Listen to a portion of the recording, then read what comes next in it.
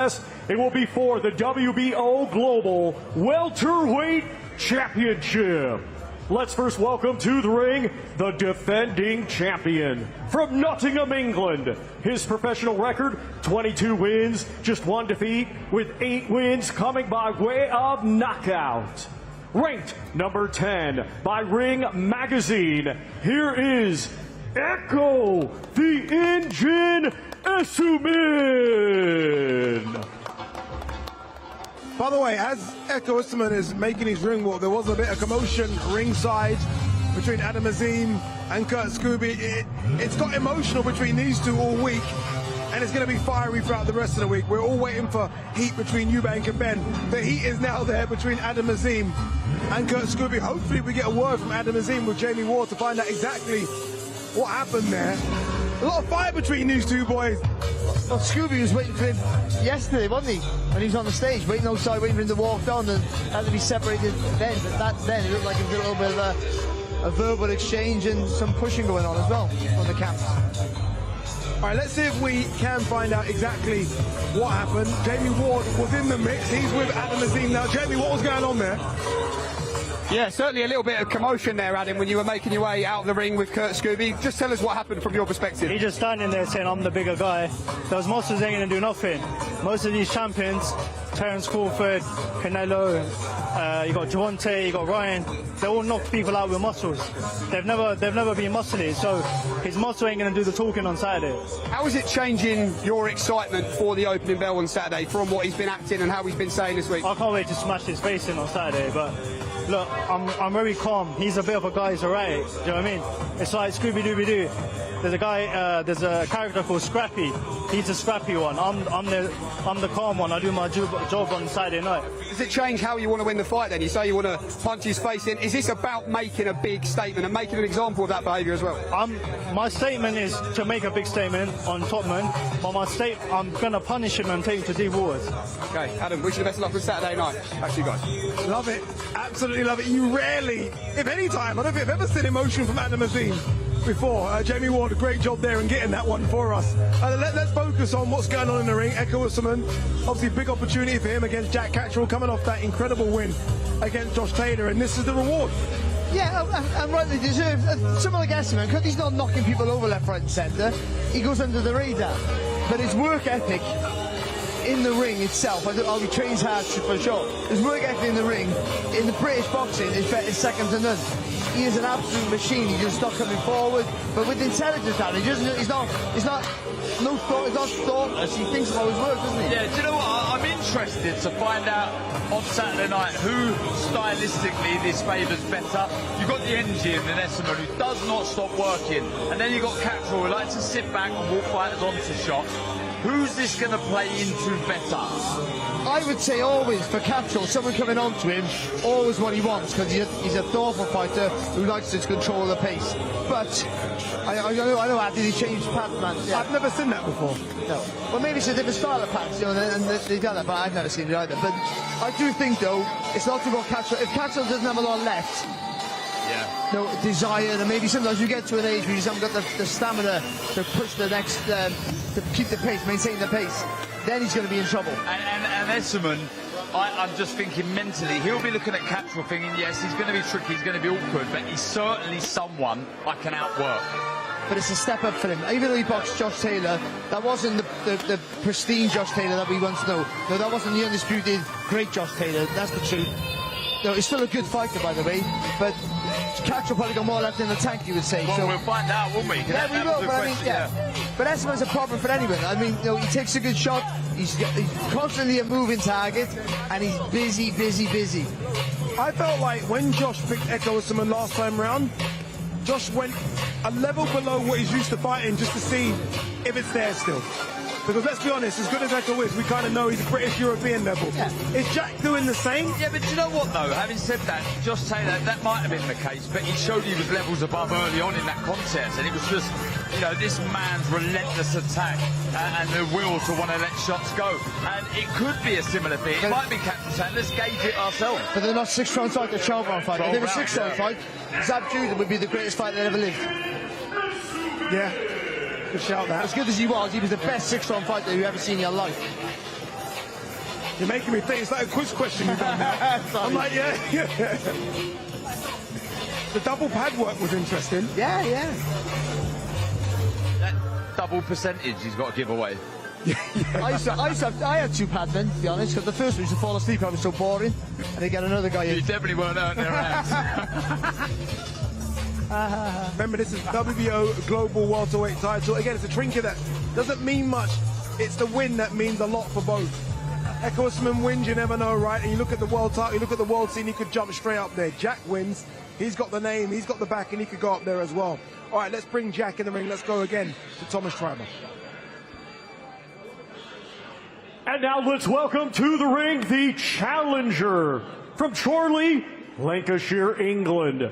His professional record, 31 wins, 2 defeats, 13 wins, come by way of knockout. Ladies and gentlemen, here is Jack El Gato Catterall.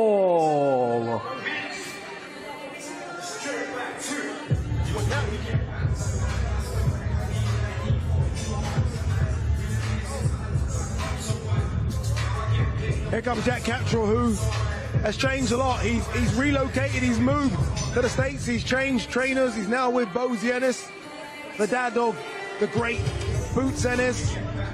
He wants to prove that he's not a boring fighter, that he can get the victories, he can get the big wins. And I love the fact that he's decided, you know what, I'm gonna separate from a 10-year friendship, if you like, 10-year relationship with Nigel Travis and Jamie Moore, and bet on myself a bit here. Ambition, shows huge ambition for me, and that's what's required when you're at these later stages of your career. How much do you still want it? And that sacrifice shows it all. All right, let's hear from his new trainer, Bozy Ennis. He is ringside with Jamie Ward. Yeah, Bozy, great to see you. First time in the UK for you, I believe. How are you enjoying it all so far? Man, beautiful. Great time, man. The plane ride was nice and everything was nice. Yeah.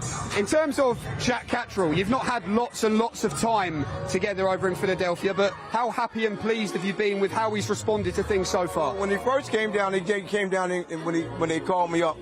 He just wanted to come down and work out, you know what I mean? And I guess that he loved what he's doing. So his manager had texted me and called me up this year and said, how would I like to work with Jack? I said, yeah, Jack's a pretty good, nice guy, you know what I mean? There's a lot I can teach him, just like that.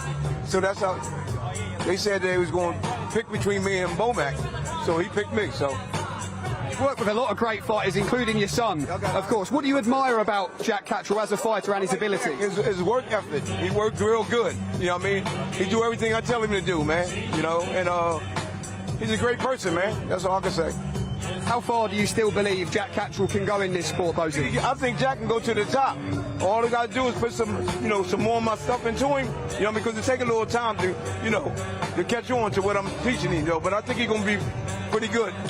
What do you want to see in the ring from Jack on Saturday? Saturday, I want to see Jack to go out there and do everything behind the jab. Set everything up behind the jab. And then move your head, catch the shot sometimes, don't move too far back.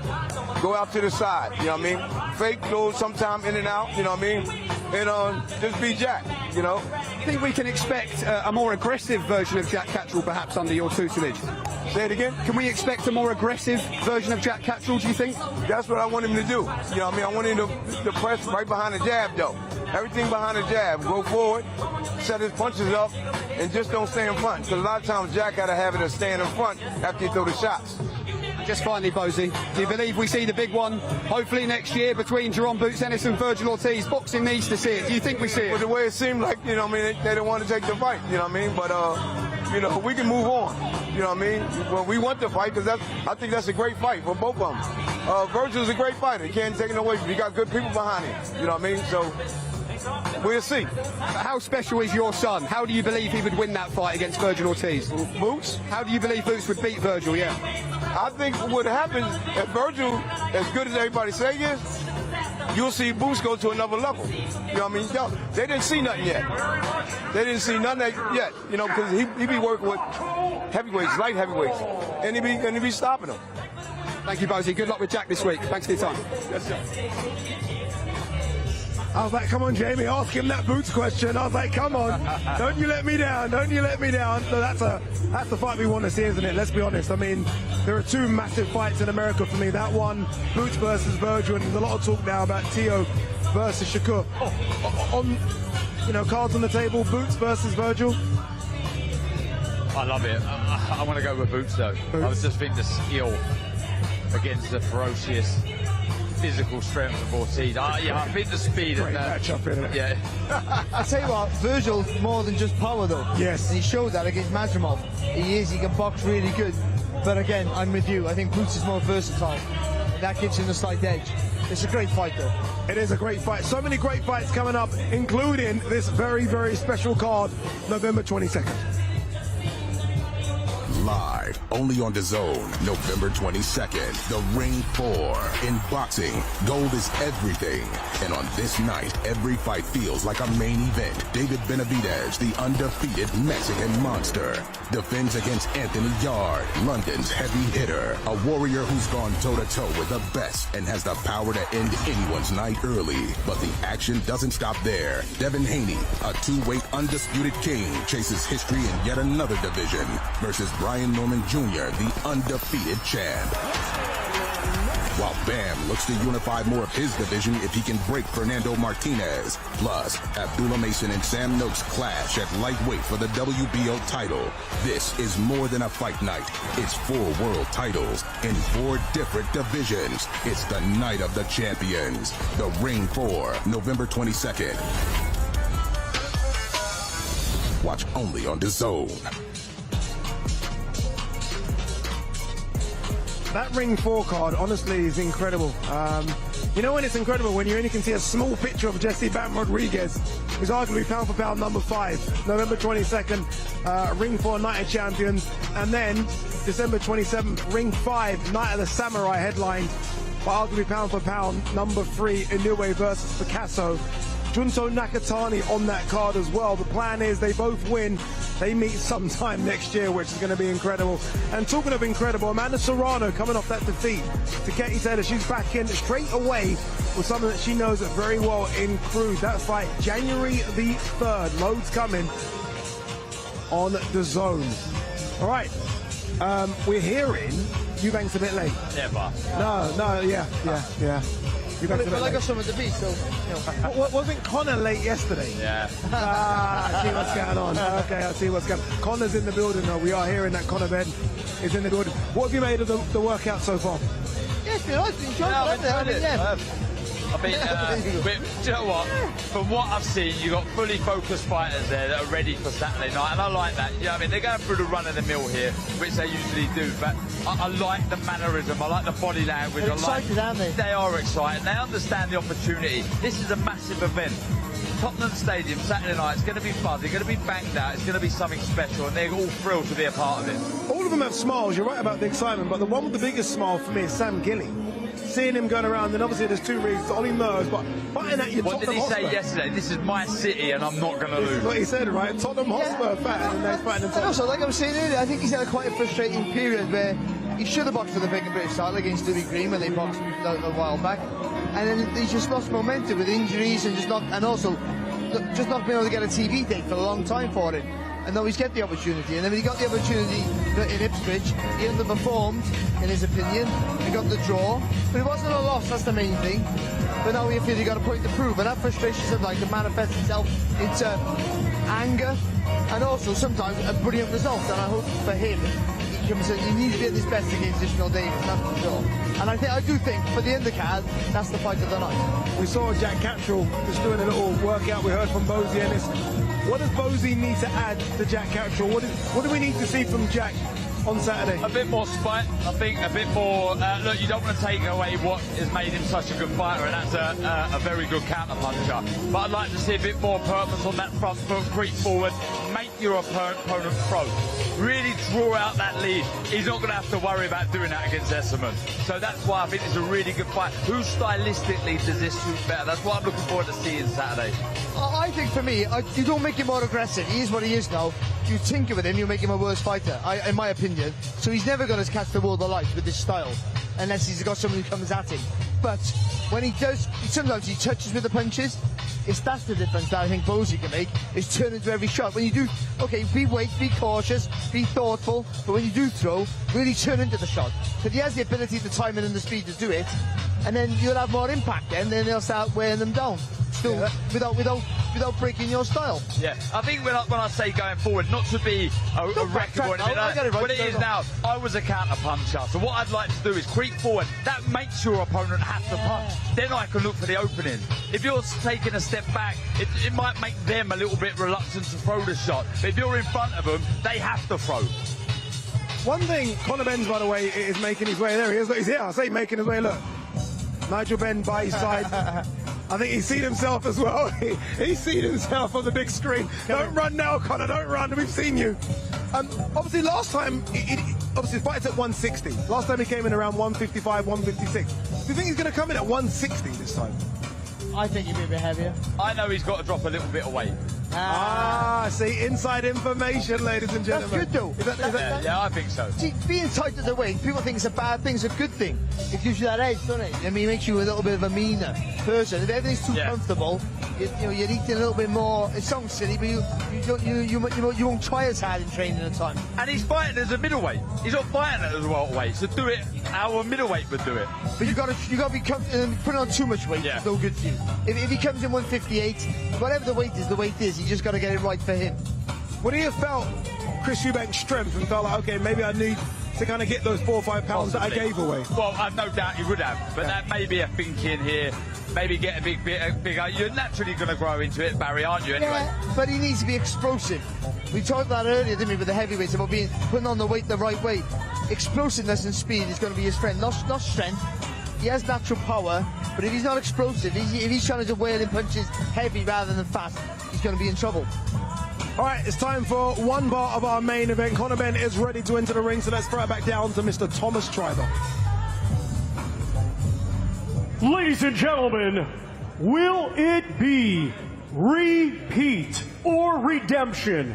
Our main event this Saturday is a rematch scheduled for 12 rounds in the middleweight division.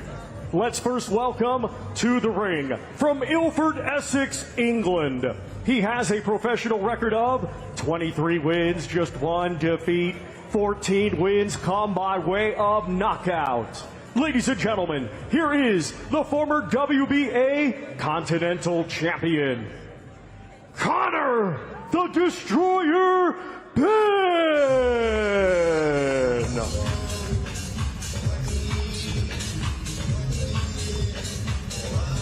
Here comes Conor Benn. More experienced, more focused, I dare say, this time round as well. And, with a bit of inside information, a little bit bigger this time round as well, Darren. Yeah. And look, I think tweets are going to be going mad. Tell us, Dad, tell us. Look, I can't tell you what they're going to do tactically or technically in this fight. I don't know what a game plan is, but yeah, I think he's definitely grown into this a little bit, and that's why moving beyond this fight is welterweight a real possibility. I'm not 100% sure. Regardless, though, this man, we've said it before, he needs to stay disciplined. He needs to use that fire, but he needs to use that fire and aggression correctly, Barry. Yeah, I see. One thing, now that first fight out of the way, he seems more relaxed because he's not defending that undefeated record. He's not defending that almost that family pride thing where he had to get the win. So that's done now. So he still wants to get the win. He still has to get angry, but I mean, there's a bit more. He's being relaxed, not a bad thing, but he still has to fight angry. The aggression is his friend if he can get it right. I mean, you can use the aggression and it can be overwhelming and you can just make mistakes. But if he gets it right, if he goes in there aggressive, pumped up like his dad used to, every punch has a meaning, but you don't overstep your mark, you don't punch too far over the front foot, then he got the ability to knock anybody out. I mean, he hurt Eubank in the first fight a few times. And, if he can be a bit smarter with the second phase of attack, then he's got a good chance.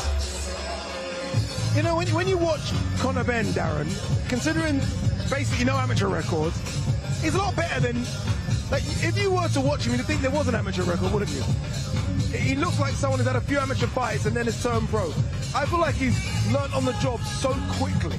Yeah, and do you know what? I think when someone picks stuff up when they probably have no right to, or they've done it as quick as perhaps he has, it shows desire to want to learn. You know, when you're in the gym and you're all ears and you're looking to improve, it's quite easy to say, oh, look, I can't do that, I want to move on to something else. He's dedicated himself to this trade, the hardest trade there is out there, and yeah, that's showing all the correct signs to go on and to be potentially successful in this sport. You know, you just mentioned his size there, Barry, and you're right. I mean, he's home now for the last, I guess, couple of years. It's been 154 or 160. Can he make 147? Does he have to make 147? Because you look at what's at 154 and you're like, wow, okay, there are sharks everywhere. Does he not have to make 147? Yeah, but I think, I think if he wants a realistic chance of fighting for a world title, I think that would be the weight. But can he still get down to that? That's a lot of weight cut, isn't it? I mean, he's saying he can, so maybe he can. But I think, David talks about how improved the fighter that he is. So he had an issue with me a few years back, and I called him the most improved fighter in the country before the Algeria fight, and he had a really problem with that. And when I spoke to him, he said, "You're making up that I wasn't a very good fighter." And I said, "Well, actually, Conor, you weren't that good, and why should you be good? You had no experience. You just come into the game really green and fresh, and you knew nothing about the sport. Just having a great dad, a father who's a great boxer doesn't mean you automatically make you a great fighter." But he learned on the job, so he was the most improved fighter in the country, and then he took it about as a compliment, thank God, because he was right in front of me. But I mean, after that, he's gone on for leaps and bounds, and I think he's learned on the job, and that's a difficult thing to do under the line, under the spotlight, Darren, continuously. And now, he's probably as good as he's ever been. Yeah, 100%. I'm intrigued to see how he approaches this fight, Barry, from the off. Like, does Conor Benn look to hold the centre of the ring, or does he try and use that side of Eubank to walk him onto shot? No, I don't think. I try to prove this. I don't think he has the ability or the size to walk him onto shots. I think he has to be the aggressor. But like everything with boxing, Darren, as you know, it's your entry and your exit. That shot we've just seen a moment ago, the jab, that's going to be so important. He didn't use that in the last fight. He was getting low, which was good, and to the right, which wasn't bad. Forced Eubank to overreach with the shots at time, but without the jab, he can't find a way in. Or he has to study Eubank's jab and find a way in when he throws his jab, which is a risk that you have to either break Eubank's jab down by parrying it or blocking it, or take the brunt of the shot. So that's a risk to me. I think if he double jab, we say it all the time to me, that double jab and stab him in that front foot, put speed in that lead hand, and that closes the distance to you. And then all you got to do then is take a step to the right. So he's on the left-hand side of the left-hand jab of Eubank, and he can throw from a safe place. And another one, I guess, if we're going to go back to the weight, and if he is trying to build up into this middleweight division, we go back to that third round where he hurt Eubank. If he was a little bit bigger, naturally, would that have done more damage? I think so, possibly, yeah. But also at the same time, like we mentioned, he has to stay explosive. So putting on that weight, he has to be sensibly put on, where you carry a bit more power and more purchase throwing through the punches, but also keep that speed and explosiveness. Otherwise, it's no good. It's just a heavy, those heavy shots you can take all day. Yeah. It's the ones with the snap are the ones that make you think twice about throwing back, make you panic and put panic on you, or knock you down and hurt you. The heavy shots, it's a bit of pain, isn't it? But you can absorb that and get used to it. It does seem a calm demeanour. Not just around Conor, look, all smiled, Tony Sims smiled, Nigel, Pedro in the corner. They seem at peace, they seem comfortable, are they? Sorry guys, I've been a bit quiet for the last couple of minutes, a bit of big breaking news that we will confirm. I don't want to really kind of spoil anything. We will confirm. I'm smiling because, Jamie Ward looked at me, I looked at Jamie. I think there's something to talk about, but we will break it a bit later. Aside from that, Conor's looked explosive in the ring, hasn't he? He looked really good in the ring. Yeah, I genuinely believe this could be a better fight than the first one, which is saying something. History would tell you the second fight's very rarely as good as the first, but it has happened in the past, so it can happen. And I think because, like I said again, no disrespect to these two, I think that looks slightly better than them. So I think this fight, so the second fight for them wasn't as good because they've been aware of what mistakes they made in the first. I think these two might make the same mistakes, which makes it a fun fight. But either way, whichever you paint it, Conor has to be aggressive. If he's not aggressive, he can't outbox Chris, I don't think. If he proves me wrong, it's fantastic, but I can't see that. Yeah, I mean, that aggression has to be there. We've said this, you know, ever since the first fight was happening. He's got to be smart with the way he uses that fire and that aggression. He's got to channel it and pick his moments, but that's not bad sparring, partner. That would be a bucket list for you and me. Just to do just to do a little bit of shadow thing, boxing in front of Nigel Benn. I wonder if that's the same for Conor, because this is bad. I just think don't know. The air of the shots from Nigel Benn is probably enough to knock me out. You know, they mirror. They almost mirror each other, don't they? And in terms of the way Conor's clearly watched his dad growing up, because he mirrors him. Even like the way he kind of bends his knees and goes, I tell you what, Nigel Benn coming up before he won anything, he looked the angriest man you've ever met in your life. He was so ferocious. He had that Mohican haircut thing that he had going on, and he used to scream when he got in the ring, and you just thought, this is a maniac. And he used to wear people, he used to knock people off. Like, it was just like almost horrific the way he tore through people. I spoke to him recently. I had to sit down with Nigel, and you know, it always kind of reverted back to the same thing. I just love to fight. I just wanted to fight. I just wanted to do damage. But people forget, though, he was ABA champion. He was a really good boxer. You don't just win that on aggression alone. You have to have skill. So I think he was underrated his skill, but ultimately, the power and the commitment. I mean, I say it all the time. He is arguably our most instinctive fighter we've ever had. No, I said that to him. I said, what are your ambitions after you turn, when you turn pro, after being an amateur, winning the ABAs? He went, do you know what? I thought to myself, I could win a Southern area and win a British. I've done well. I love that. You wouldn't hear that from anybody anymore, would you, that? And well, he did more than that, didn't he? He's going to be one of our best. He was brilliant. Two-weight world champion. And do you know what? Conor, to be fair, coming from the background he has, a privileged background, that's the truth. To do what he's done, in a tough sport that's the same with Chris, to be commended. It really is. Okay, guys, that bit of breaking news that I was referring to, I can reveal that the Ring magazine have put out a tweet confirming that there are negotiations for Anthony Joshua to fight Jake Paul December 10th, I believe the date is, in Miami. That's a real thing. Jake Paul will get hurt. Yeah. I mean, surely that doesn't go more than... I've made jokes on that AJ could go over and just literally... I'll say this very quickly, right? If you're Team Jake Paul, you show them the Ngannou fight and say, this is what happens to someone that doesn't box properly. And you want to fight this man. Yeah. But also, it's true, and it should What a replacement, though.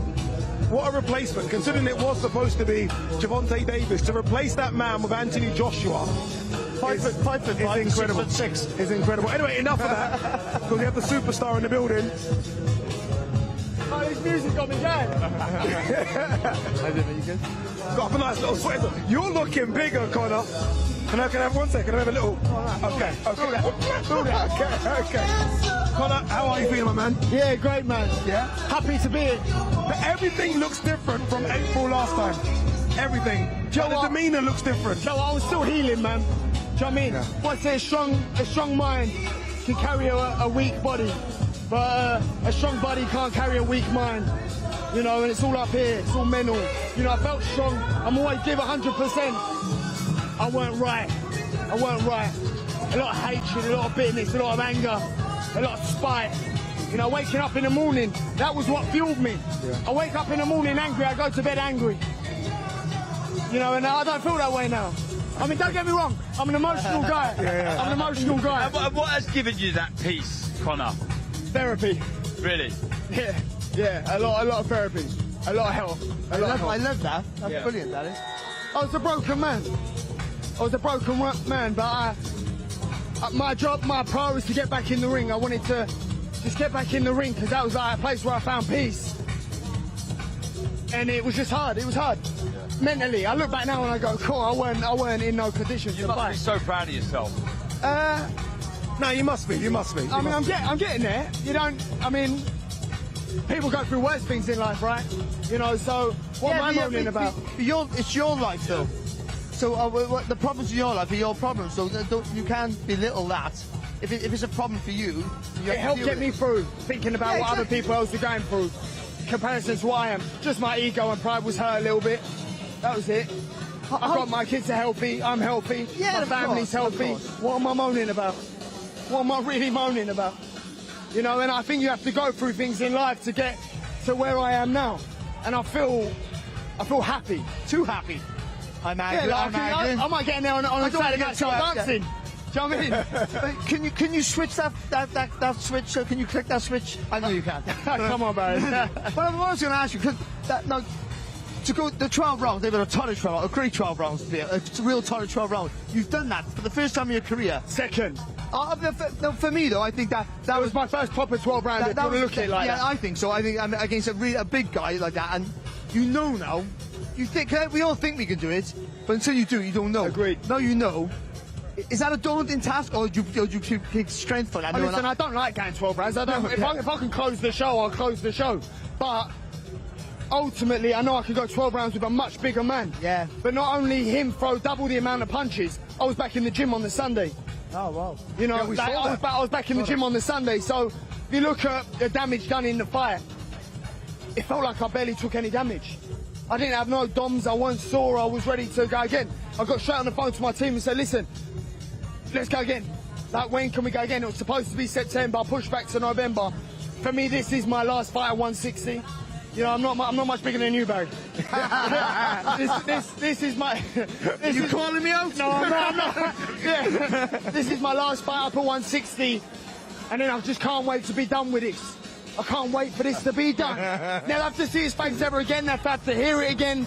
I can drop back down to 147 and pursue the goal me and my trainer and my team set out to achieve. And that was winning the world title. Hold on, no. If when you win, you telling me there wouldn't be a third fight? No. No, I'm gonna smile. So you sit there and you go, I delivered with the 2 fights. The big fights don't really happen these days because of the fighters, the promotional contracts. They don't deliver. They don't happen. I'm sitting now going, I'm set for life. Yeah. Could I fight again, do the trilogy for greed? Or could I fight for the world title? And I sit down and I go, I don't think I could live with myself if I passed up on the world title. I can't make 147 forever. And me spending another 6 months at 160, you can say goodbye to your 147 dreams. What a thing to be able to say at your age. I'm set for life. That's amazing. Take that and keep that in your head forever. That's until he starts thinking about yachts. No, and then he's going to want a bit more. But now, you can chase your ambition, though. Yeah, but I'm not fueled by that now. No, but I mean, no, the money's there. You can chase your ambition. I'm fueled to just got saying, no, I don't care what people say. It ain't about what anybody else says. For me to sit down with my coach, with that WBC belt sitting there, and me and my trainer just sitting there going, Coach, we did it. Conor, you know when you said, I can't wait to get rid of this? Like, No, I can't wait to get into him. Yeah. Yeah. Is there not a part of you that's going to miss it? You're not going to miss it a little bit? There must be a part of you that's going to miss sitting across from him and all the drama. No. Just thinking about it. Just the way he talks. No. I've got to suffer him at a press conference tomorrow as well. Oh, God, give me strength. God, give me strength. Yeah, you're probably going to need some, actually, because you know what he's like already. Have you watched the first fight back a few times? I've watched it back twice. What did you make of your performance? What do I make of it? Here we go, little bits of it here. Yeah, hopefully it's not showing the bits where you're getting hit a bit. Okay, this is good. Oh, which part didn't I get hit? You got every round you guys were throwing leather. Like, do you know what? He's crafty in there. I didn't give him credit for that. You know, he's resilient, he's strong, he's athletic, he's got good work rate on him. I feel like I took his soul that night. I took a big part of it, and I'm going to take what's left of it Saturday. But ultimately, it takes two to tango. That fight wouldn't have been what it wouldn't have been if it was in Changed. What? Just like that. This is 30 seconds of laughing, then. Yeah, no, you see, yeah. I like it. Don't think the switch, Barry. Don't think the switch. Conor, how did the size and the physical strength of Chris Eubank compare to others? You can feel the difference in there. I can feel the size difference. He absorbs the shots more. He's more resilient. But if he was a welterweight, this would be a no contest. This would be no match. You can use the angles, can you? You're entering. You say use the angles, but he used his weight well. Yeah. He used his weight well. And I was erratic early on. And he used his weight well. He used his experience. Yeah. He's crafty in there. He doesn't look all that from the outside, but when you're in there with him, I'm sure you've met them fighters throughout your careers where they don't look all that. And then when you get in there with them, oh, you go, okay, that makes sense. Why you're crafty, you're experienced, bit awkward. You know, he's good fighter. I take my hat off to him. Conor, look, you've been here long enough. Go and get going. Your dad's calling you as well. Your team are calling you. We're going to the gym. Yeah, you're going gym? We're going to gym. Okay, that's why you got to go. Conor, we'll see you tomorrow at the presser. Thank you very much. All right, good luck, mate. Feels strong, feels big. Fired up, I'll take that. Fired up as well. I love it. Yeah, I'm calm, I'm calm. As soon as he saw himself with Eubank on the screen, he was like, okay, you're ready to go. He changed me in like 20 seconds. He does look physically bigger, though. I know you mentioned it, Darren. You can see it. The neck, the size of the back. I tapped him on the shoulder a couple of times. I can feel the size there. He's a big boy. Yeah, but again, I mean, that'll help him to absorb the weight a little bit. But I still think it's all it is to get to the target. And then, but when he gets to the target, he's effective. It's getting to the target, his entry and exit. That's all it is for him. He needs to be smarter and quicker. And he didn't use the jab in the first fight. He was coming in with the right hand because he's seen the target. I think Eubank sits on that back foot with that left hand low, invites you to throw. Yeah. And I think he just fell into that trap, throwing that big right hand, which is the weapon he should throw, but you've got to get closer to throw it. That's all. This was nice to see, isn't it? This is what you want to see. If you are our age and you've grown up with Nigel, and to see this is sort of the stuff of two generations. Yeah, a man who's intent and loves to fight.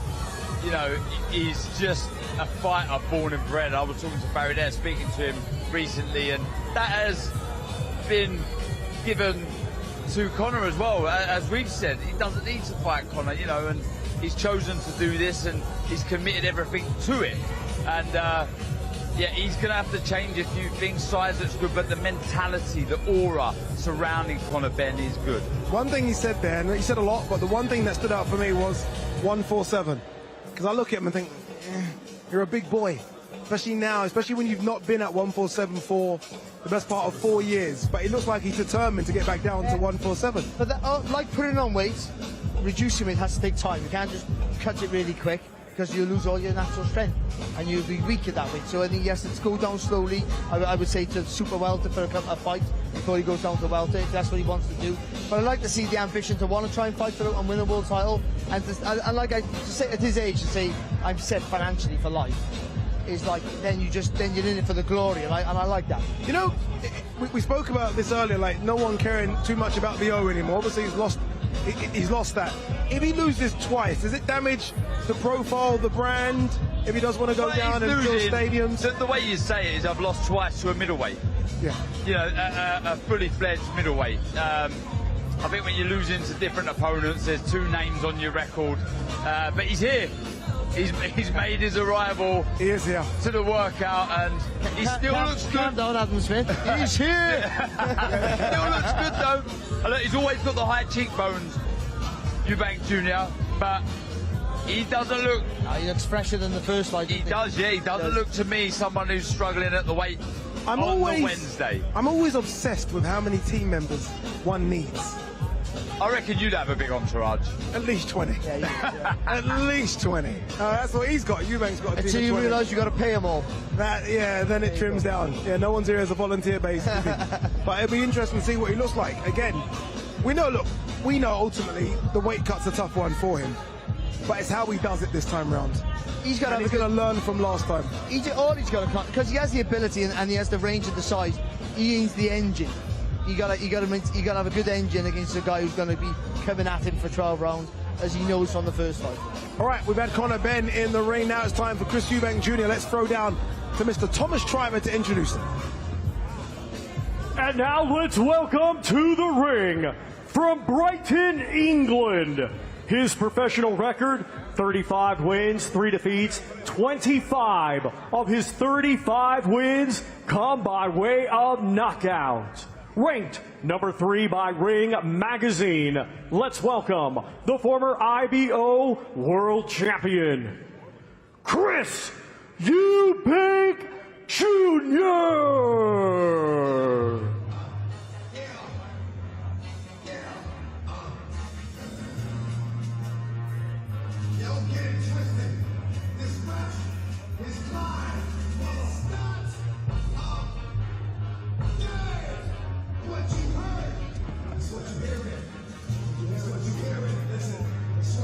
All right, here we go.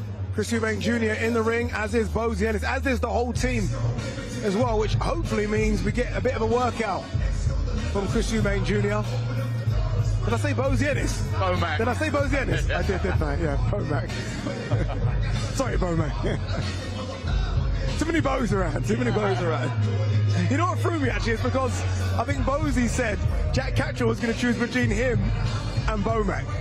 For a minute, I'm giving myself excuses. Anyway, look, before I trip up anymore, let's go down ringside. Tony Sims is with Jamie Ward. Okay, Tony, here we go. Again, part 2 between the sons, part 4 in the family history books. How pleased are you mentally, physically with where Conor's at this stage in comparison to April, perhaps? Yeah, listen, he was in good shape in April. He was in great shape, but obviously there was a lot of firsts that he had to get over. First fight at middleweight, first fight in a big stadium, topping the bill, you know, and first fight in 15 months. But he's done all that now, so he knows what's in front of him. His preparation's gone really well. I'm really pleased with the progress we've made. Made a lot of adjustments for this fight, and you know, he's really mentally and physically really ready to go on Saturday night. You weren't very happy with his performance, were you, Tony, first time in April?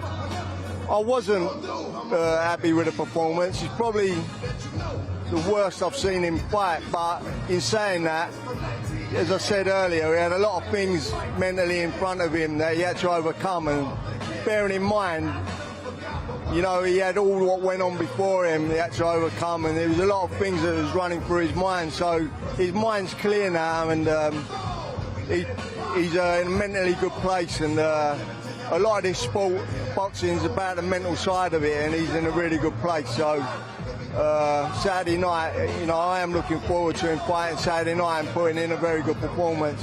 You can see Chris Eubank Jr. in the ring just behind us here, Tony. What do you make of the shape that he looks in at this stage of fight week? He looks in great shape. He looks like he prepared well.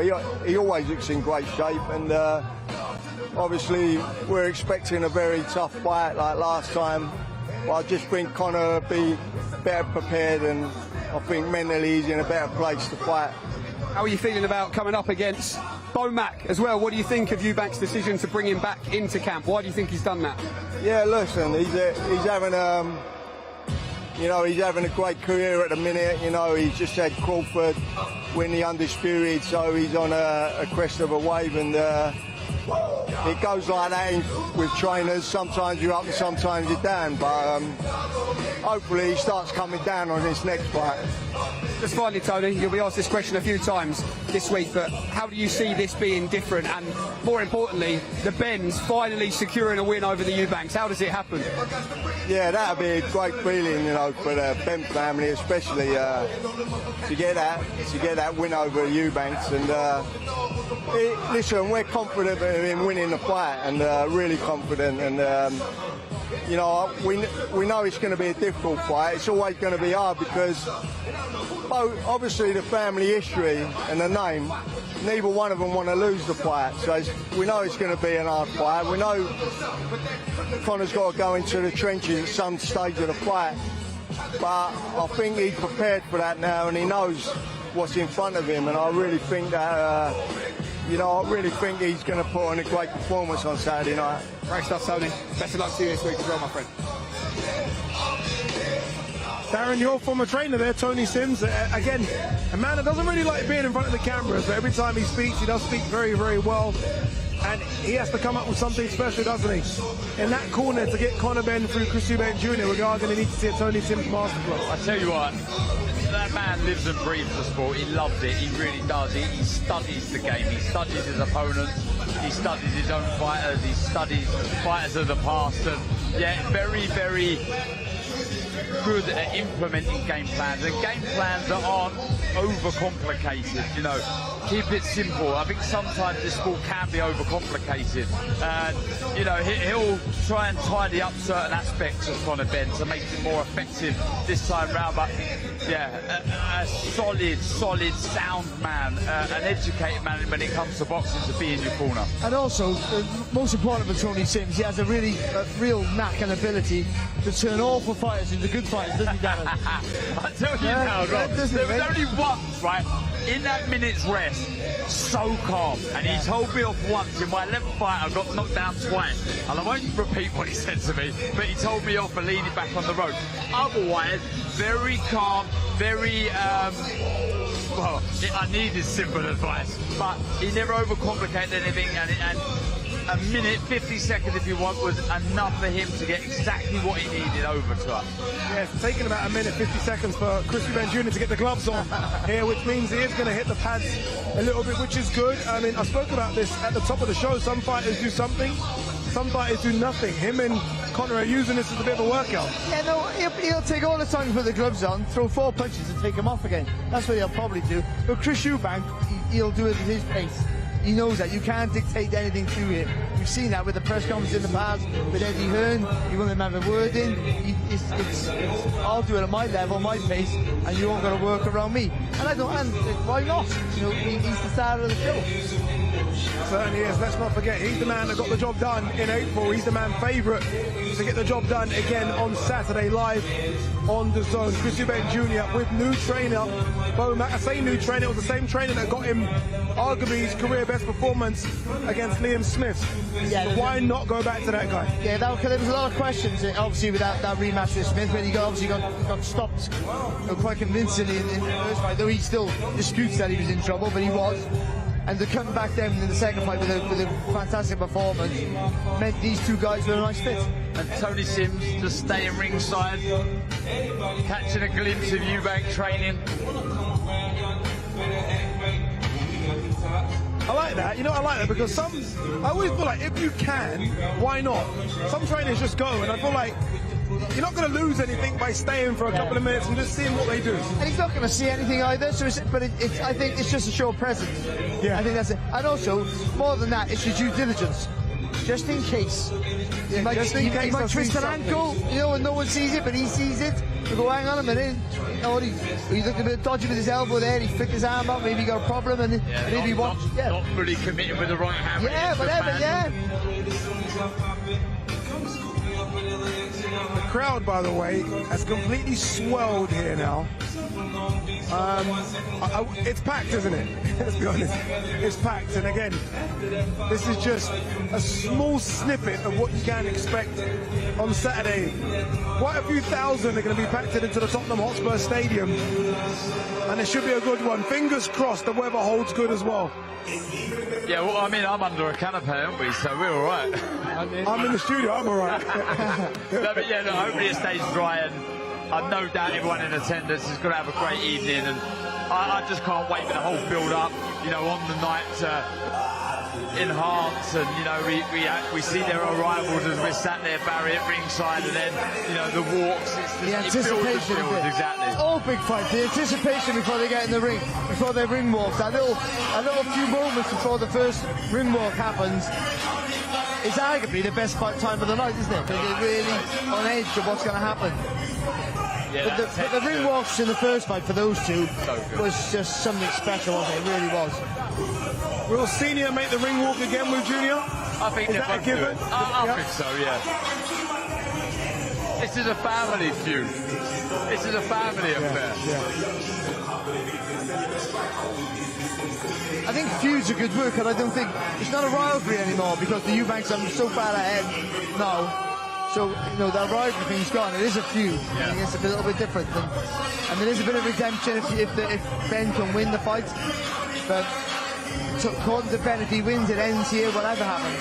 But one thing's for sure with the Dats is they live and breathe every punch that's landed, and there is Tony Sims, you know, a man that studies, as I say, this game inside out, and he's studying Guarda Eubank Jr. right now. I just love the way all of the Conor Benn team have gone, and Tony Sims is like, no, I'm staying. And think about that. And you know Tony Sims studies boxing because Darren knows this because Darren's boxing in the gym. But I've been to the gym, and that wall with like the Zarati and all the great fighters, their favourite combinations, he puts them on the wall for you guys to learn. And that takes a lot of studying to find out what their best combination is. Yeah, I've sat down in his study in his house and we've watched fights. I mean, he was the first man to really introduce me to Sugar Ray Robinson. I knew of the great man, the greatest pound-for-pound fighter ever, but I hadn't really sat down and watched him. It was Tony who said, look at this, look at that triple left hook that Robinson throws. But when he wasn't looking, I put Jones and Jam on the bottom of his paper. Yeah, you're on there. By the way, the Neil it was called. The best thing I can say about Eubank's workout here is how clean it looks. Everything just seems very sharp and snappy. He looks really good here. Yeah, he's not. Listen, they're not going to give anything away, are they? They're not going to show you too much. And he has got a tracksuit on. He's not in shorts and t-shirts, so I think he's not overemphasising that he's tight on the weight, but also, if he can sweat half a pound off or a few ounces, he'll take that. I wonder how much pad work Bomac does with Eubank as well. Why is it? I don't think he does pad work. He doesn't do no pad I don't work. think there's any pad work for anybody, I don't think. But by the way, pad work is overused in my opinion. I think the bag is the most important instrument in the gym, I think. So what do I know? No, but I guess so, because you're there and you're having to use your own imagination. You've got to imagine your fighter in front of you when you're throwing a combination. Yeah, I think so. Bomac only does big fights, doesn't he? I mean, he's gone from one stadium to another. He's gone from the Elysian Stadium to the Tottenham Hotspur Stadium. And look, I love all the attention he's getting because him and Crawford were doing it almost silently in Omaha, not getting the adulation they should have got, and now finally he's getting the respect. Selling out in Omaha, but still silently, yeah, how crazy is that? I mean, Terence Crawford's a generational talent. That's the Will he be here on Saturday? Do we know if Crawford's going to fly over? Yeah, it'd be nice. It'd be nice. But he's enjoying this, Bomac. You get that big fight feel. Obviously, he's used to them, and you can see he's buzzing with the energy of this event.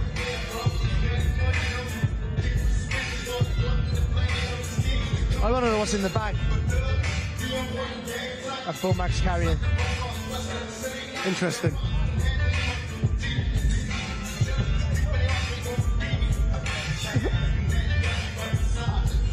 When you said that, I started thinking of the movie Seven. It's in that movie Seven. Yeah. What's in the box? What's in the box? What did you think that? I was thinking all the money. But a two-pack Shakur, Chris Eubank Jr. is getting warmed with. And I think that's it. I think he's kind of giving Bomac the little head shake like we've done enough. I think the best ever media public workout I've seen has to be for Turbiev when he was going to fight Bivol. And he started doing handstands and press-ups. And I was like, what's going on here? And he lost. We've been lucky, haven't we? We've seen some really We're not thinking good about it. workout. Yeah. We have been. Some of those Riyadh season events are sensational. Even Fury. Didn't Fury and Usyk get a boat over? That's Yes, right. they did. Yeah.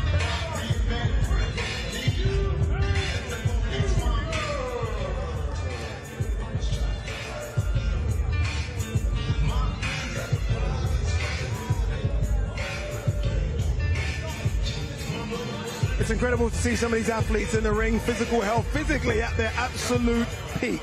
But this is Movember, and Movember is such an important month for mental health. Obviously, Mind do a fantastic job, the charity, in promoting that. And we've partnered with a fantastic cause to continue the partnership as well. When you're on the ropes. You're on the ropes. When you're on the ropes. When you've been knocked down. You can feel like nobody's in your corner. And the hardest opponent to face sometimes can be yourself. You're on the ropes, but you don't want to show it. Toughen up. Be the boss, don't cry, keep it in, shut it down. Don't say that. Hold it, keep it in. Until you find a space to finally let your guard down. It's okay to let your guard down. It's okay to let your guard down. It's okay to let your guard down. It's okay to let your guard down. Welcome to the Corner Club. Championing boys and men to open up. Don't throw in the towel. We're here to let you know it's okay and that you're never fighting alone. Being brave is asking for help. Real Bottle is saying the first few words. Sharing your pain, vulnerability, feelings. Through moving, talking, connecting, sharing, and healing. The Corner Club. There's always someone in your corner. There's always someone in your corner. There's always someone in your corner. There's always someone in your corner.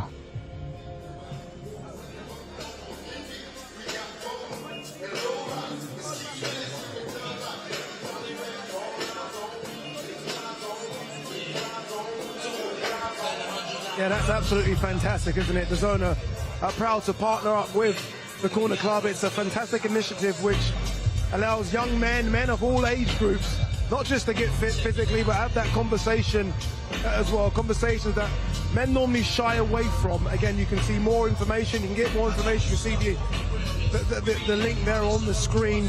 But it is important to have those conversations. We just had Conor Benn here saying, look, I grew therapy, and was open and honest about it, and that's the most important thing. Absolutely. You heard it there in the promo. There's always someone in your corner. Talk. Get it off your chest. You're not on your own. Please, please talk.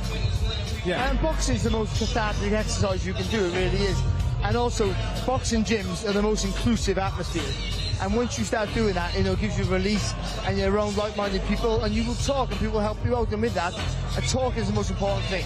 And if Conor Benn can do it, a man under immense pressure with all the money and fame he has, not afraid to talk to people to get rid of your problems, it can only be a good thing. And I think for men, having that stigma and not being afraid to talk to another man and say, listen, I'm struggling. Yeah, and we've spoken to so many people who always talk about how important boxing gyms are. Just like what they do for the community as well. And we see boxing gyms closing down, and I guess this is just my scream and shout out there, keep boxing gyms alive, because it is important. Young people do go there and they do stay fit and they do have conversations. I mean, quite a lot of kids from my childhood in my area, that was their release from their home life, which wasn't always great. I mean, or whatever it is, or from gangs or whatever in other areas of the country. So, you know, it's so important. And then you're around people and bonding friendships. You have friendships for life. You know, and it can change you as a person and help you out. And once you have a bond with somebody, you're never afraid to pick up the phone. You're never afraid to answer a call. You're never afraid to talk to someone about your issues. And with that, it keeps you sane. I always hear the older generation talking about, in my day, there was a youth club, etc. Yeah. Well, the boxing clubs are youth clubs. Get down there. You know, not only are you keeping your body fit, you're keeping your mind fit. You're with like-minded people who are there to listen, there to help you on. The camaraderie in a boxing gym, although it's an individual sport, it's second to none. I'm telling you now, anyone that is struggling, get down a boxing gym, pick up the phone, talk to someone. I gotta say though, you said older generation, but I used to go to youth clubs, so I don't know. Yeah, you're in that. You're in the older generation. But how many times have fighters always said the trainers are like father figures?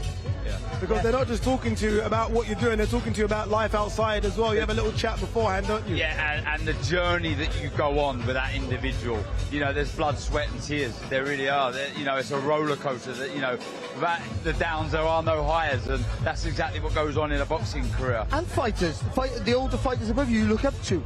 And they sometimes, you know, and they just rub you on the head or oh, well done, mate. Or you boxing tomorrow, you, oh, good luck. And they don't know you. Yeah. But what's that like? You're buzzing because he's won a British schoolboy title, or he's in the ABAs or whatever, and you're thinking, you're looking up to people to look up to, people to inspire to be. All that. That's why it's so inclusive. Everything about it, and from wherever you're from, well, your colour, your religion, all these mean nothing. Absolutely. In boxing gyms. Yeah, it is fantastic. It's a great initiative, a great partnership as well. That's DAZN and the Corner Club. Make sure you get involved. Honestly, really try and speak to someone, get down to a gym, get fit and have the conversation. I mean, two things that you should want to do. Get fit and have a conversation. All right, we're wrapping up here. Guarda Eubank Jr. has done his workout, he's done his photos. He's just here now trying to avoid the 1,000 camera people that are trying to get a little word with him. We are now 3 sleeps away from the big one. We are talking about Guarda Eubank Jr. versus Conor Benn, and it will happen at that magnificent stadium, arguably the best stadium in the world, the Tottenham Hotspur Stadium. Tomorrow it is the press conference, and I have a feeling these boys are going to say some stuff to each other. See you tomorrow. Live only on DAZN, November 15th. Eubank Jr. versus Benn 2. For over 3 decades, 2 names have been carved into British boxing legend, the Eubanks and the Benns. From the father's sequel in the 90s to the son's sequel today. The greatest rivalry British boxing has ever seen. Their first fight was a modern classic, a fight of the year contender in front of the entire nation with the world on the edge of their seats. And this November, it's the rematch. Chris Eubank Jr. looks to close the case once and for all, while Conor Benn looks for his revenge.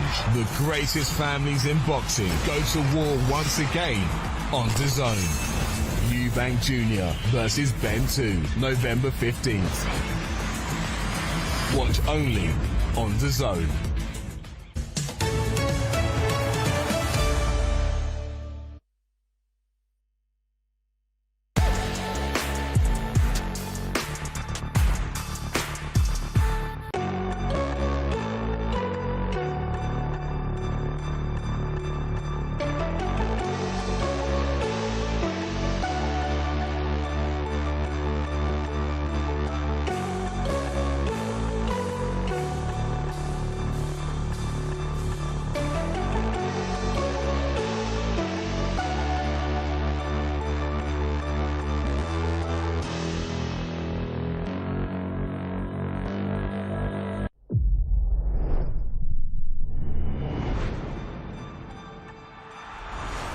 Don't miss the biggest nights in MMA.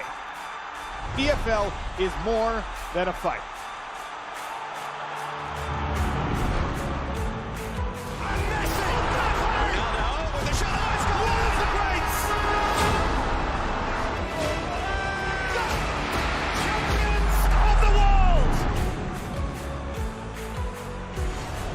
It's all to play for, which is so exciting. These teams have to come in here and give it their all.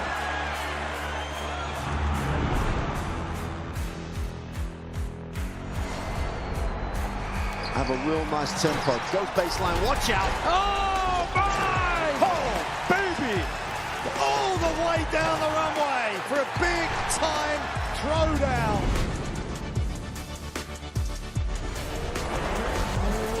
That's a lot of fans out there. Look at that! The drama keeps continuing, Jenny. This is just brilliant.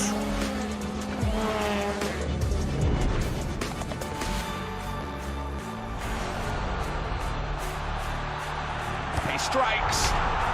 Starts as you mean to go on. But this is the danger of the top 2 guys, and that nuclear weapon that is...